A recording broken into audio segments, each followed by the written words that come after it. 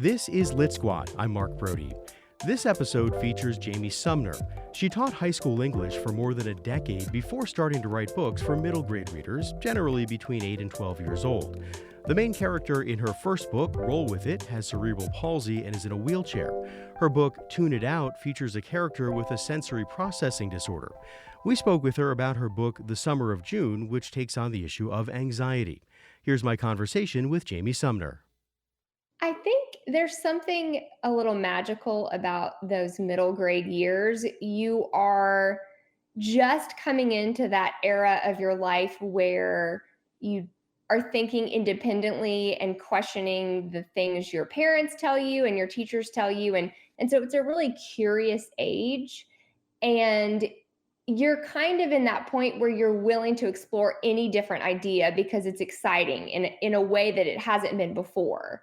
And so that's the kind of reader that I wanted to reach because the messages that I want to share hopefully exist to kind of broaden people's minds and understandings of the world around them and also themselves. And I think middle grade is just the perfect age for that to be embraced. Right. Well, so how do you try to introduce those readers to characters who both reflect the reader, but also in some ways I would imagine are very, very different from the reader and maybe are the kinds of people that the reader has never come into contact with before?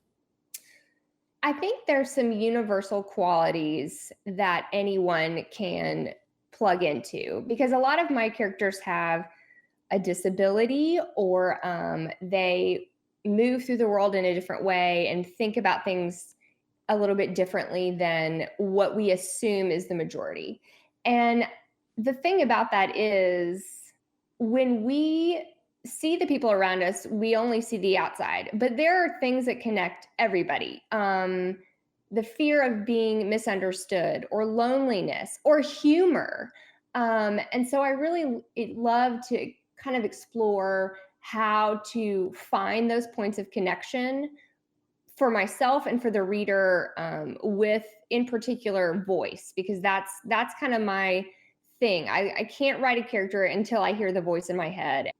So, as you referenced, a lot of your characters have disabilities, and I'm wondering about the importance to you of exposing middle grade readers, middle schoolers, that age group to characters specifically with disabilities, because I would imagine in a lot of cases, maybe they don't have friends with disabilities that they know of, even in their class, or they maybe haven't come into contact with a lot of folks with disabilities. So, how important is it at that age to expose kids to people with those kinds of differences? It's a big deal. Roll With It was my first middle grade novel about a girl who has cerebral palsy and she's in a wheelchair and she is talk about sarcastic and sassy. She is sassy. And I wrote that book because when my son Charlie, who's 10 now, first started kindergarten and we kind of toured the library, there were no kids on the covers of books that looked like him.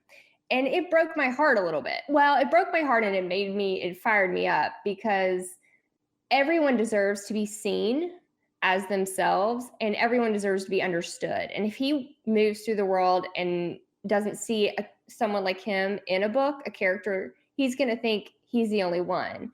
And that's kind of what led me to start writing the kinds of books I write that feature kids who feel maybe perhaps isolated and then find a way to make themselves known on their own terms.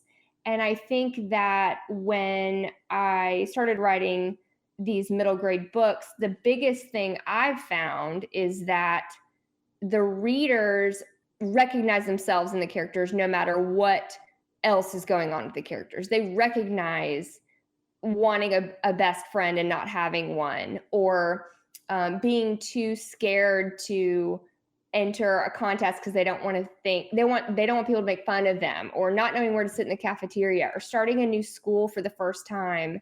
And there's all these universal experiences, and no matter what external things or internal things you have going on, everybody has to go through them.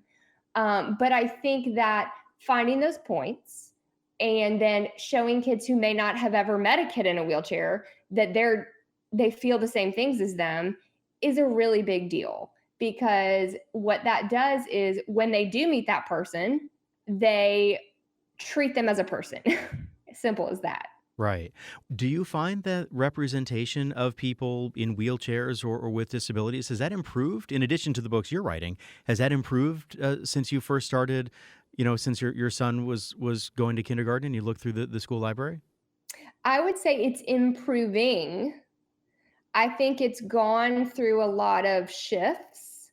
I think it went from being a topic that was not discussed and non-existent to it swung a little bit to like too much like, oh, sweet thing, overly caricature, like creating a caricature of people Hmm. instead of really trying to understand them as individuals. So I think hopefully we're having a more authentic representation that honors the individual instead of just creating this kind of generalized we love this category of people now because that doesn't do much either for the individual who's sitting in the classroom. That's really interesting how, as you say, the pendulum maybe swung a little bit too far. How do you try Mhm. to maybe bring it back to that equilibrium where it should be? I try to keep writing books that are with characters that aren't cliche, because if you see the complexity of a person and you really get into the ups and downs of their feelings and not just their physical attributes or their disability, then they stay out of that like pit of that caricature. I think with The Summer of June, which is the book that just came out, the main character struggles with anxiety. And I think with invisible disabilities, it can be especially difficult to address in a story because the character from the outside looks just like everyone else, but there is a lot going on inside that is different. And so I really wanted to make it as real and honest and not tied up in a nice, neat bow at the end as possible because that's another way you fall into the cliche is you always put that happy ending little period at the end of your story and then it does a disservice to all the authenticity you're trying to create. That was author Jamie Sumner. I'm Mark Brody, your host for the Lit Squad podcast. If you like this episode, subscribe and leave a rating wherever you get your podcasts. Lit Squad is a KJZZ original production. It was produced by Sativa Peterson. Until next time, thanks for listening.